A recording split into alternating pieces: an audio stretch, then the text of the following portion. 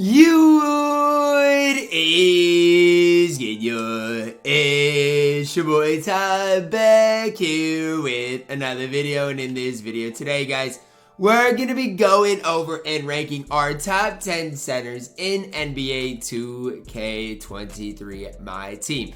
Now make sure to go check out the power forward ranking list as well as the small forward and shooting guards. I do have to say, and again, this is just my opinion, so if you guys disagree, that's perfectly okay. From me and my perspective, I feel like the center positions is one of the weaker positions that we do have. Even with the power forward list, I had to give some like honorable mention type things because there were just so many overall good players. And with the center list, I don't think it is the same. So we're gonna be starting it off at number 10 with Evoed Up Pink Diamond Brook Lopez. Now you could have this guy in your top 5, and if you do, I'm not gonna be the one to sit here and argue with you, because I think Brook Lopez is extremely good in my team. I actually do really like the card, and I liked using the card. The one thing I will say about Brook Lopez is we lost out on a great opportunity, because you realize if he would have got 40 Hall of Famers and another upgrade, that upgrade would have had to be probably speed and lateral quickness, that type of thing. And that would have just made him that much better. I mean, that's just the facts of the matter is, it just would have made him quite a bit better. But, still the card is really good, has a good release, can shoot the ball lights out incredibly. And as far as an overall card is concerned, I mean, he is really solid in my team. Great defense, good player model, player build. Again, really good release. Has that Bielitsa base. Still the upper on it's not great, but has that Dirk type base on a very quick normal leader. Card is really good, coming in at number 10.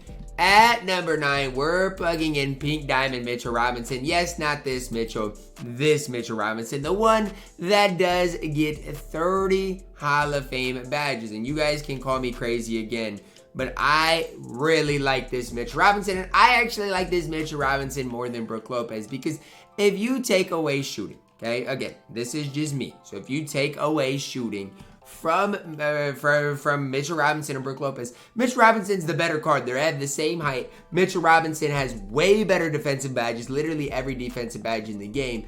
And the only thing Mitchell Robinson lacks is shooting. He even handles the ball better than Brook Lopez. I love his base, normal leader. The one thing I will say with Mitchell Robinson is I wish he had power forward eligibility. Okay, and that's just my specific opinion, because look, power forward eligibility on Mitchell Robinson would just make him so much better, because we live in an era in which giants kind of run the game. And so the fact that Mitchell Robinson can't play power forward definitely hurts a little bit and just leaves a little bit to be desired in general. I still love Mitch Robinson, coming in at number 9. At number 8, Dark Matter David Robinson. And again, I maybe should be higher on this card, but look, he came out over 2.5 months ago. How am I supposed to sit up here in front of you guys and hype him up when he came out over 2.5 months ago? Not even 2 months. It's at 2.5 months, man. That's a long time. And so the fact is, yes, he is still a top center in the game. You could even have him top 5, and he probably is top 5. But if you're not playing this card at power forward at this stage, you're doing something wrong. It's that simple. It's that easy.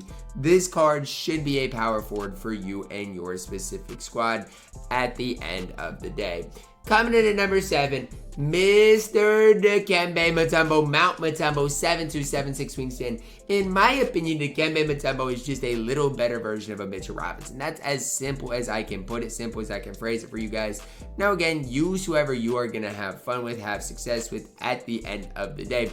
I just think Mutombo's player model is a little bit better, especially at center, going where you need height. He's just going to compete that little bit better than a guy like, let's say, a Mitchell Robinson. Nonetheless, guys, both the cards are really solid. Both of them can play at a very high level. Mitchell might be a little bit quicker, might be a little bit better handling the ball. Dikembe is going to mash a little bit for you.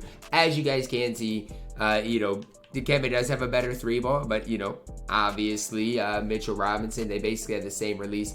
Really his preference. I like Dikembe, obviously not worth his value, as you have to lock him in.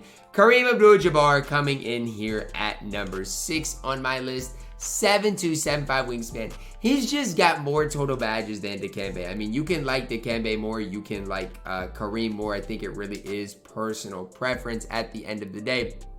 One thing I would say about it is you can't go wrong either way. If you locked in these cards, which I hope you guys didn't, but if you did end up locking in these cards, both of them are really solid and both of them can absolutely play still to this day. I just am not a big fan of Kareem's base. I'm very quick. That's just the main reason I'm not going to gas Kareem anymore, because I really don't love his release. Basic leaner is okay, not great. But again, defensively, the card is going to be absolutely magnificent.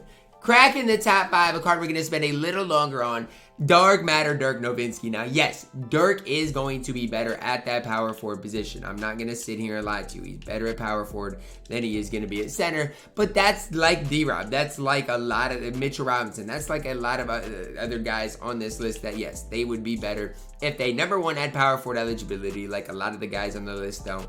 And number 2, you know, just could play that position if they can. It's that simple. If everybody's basically going to be better at power forward, Dirk for sure, because here's the deal. If you play him at center, he is going to struggle a little bit on the interior. That's just the way it is. I do not make the rules. He is going to struggle a little more than he should getting stops on the interior. Obviously, still going to have an incredible release, but when it comes down to it, it's bigger than just his release, right? It really is.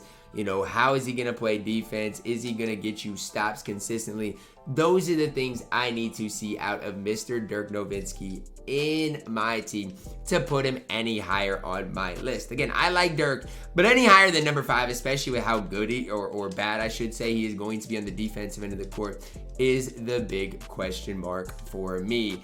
Coming in at number 4, a card that really sold me on my Nobody Spent yesterday, and that's Hero Arvydas Sabonis. If you know, you know. This card absolutely sold me badly yesterday. I couldn't agree with this card. Now, a lot of people when this card came out said, oh my gosh, Ty, how do you deal with his release? And I was like, his release isn't even bad. I greened basically every shot with it. And I had greened basically every shot with it until yesterday, in which I couldn't green anything. It was legitimately bad. It was really bad for Sabonis. 7'3", 7'6" wingspan. I mean, he's got a lot going for him. My whole thing with Sabonis is, can you green with the card? Because I normally could green with the card until yesterday. And yesterday, I felt everybody's pain when I could literally not hit a shot with him. I couldn't. They just kept leaving him wide open, and I legitimately could not hit a shot with the card. Still like the card overall. 7'3", good player model, good wingspan. I mean, he's going to compete against some of the other people.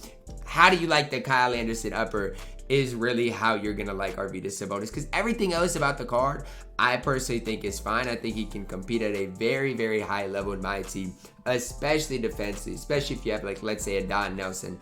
I'm a big fan of Arvydas Sabonis. Cracking our top 3, should be no surprise for you guys. Dark Matter Kristaps Porzingis at number 3. Look, if you're not talking about the top 2, which if you don't know who the top 2 are at this point, there is something literally wrong. But yeah, outside of the top 2, I think KP is that guy. I really do, right? There's that top 2. And then that next tier, I think it is Kristaps Porzingis. 7'3", 7'6" wingspan. Good badge count here. Hall of Famers from everywhere. 95 3-ball with a great release. I think that's one of the kind of underrated parts about KP. Everybody knows he has a good release, but it still is underrated. Like, the difference between a KP's release and an Arvydas Sabonis is so large, and that's why, yes, KP is a guy I'm going to have higher than Sabonis, because I'm going to green basically every shot I shoot with him. An underrated part about Kristaps Porzingis is how good his defense truly is, man. His defense is absolutely magnificent as well. KP as an all-around card is immaculate in my team, coming in at number 3. At number 2, Yao Ming. And look, I only put in one Yao, but all the Yaos would be at number 2. Okay, Galaxy Opal Yao would be at number 2. This Dark Matter Yao would be at number 2. Obviously, the Hero Yao still at number 2. All of the Yaos fit this mold. So, did you want me to put all the Yaos on him on this list and have him at 2, 3, and 4? Is that what you guys would have preferred? I mean, I definitely could have done that, but I really don't think you guys would have preferred that. And so that's why I did it this way instead. Like, this Yao obviously is going to be the best, but he's barely better than this Yao, who is barely better than the Galaxy Opal Yao. So obviously, badge-wise, it's more important than anything else. And especially badge-wise, this Yao is going to be the best. But there's not that much of a difference, and that's kind of what I want you guys to know and understand with the Yao Ming here in general. 40 Hall of Famers is incredible. It's crazy, to be honest with you. And the fact that he's 7'6" with a good release, I mean, that goes well for him as well.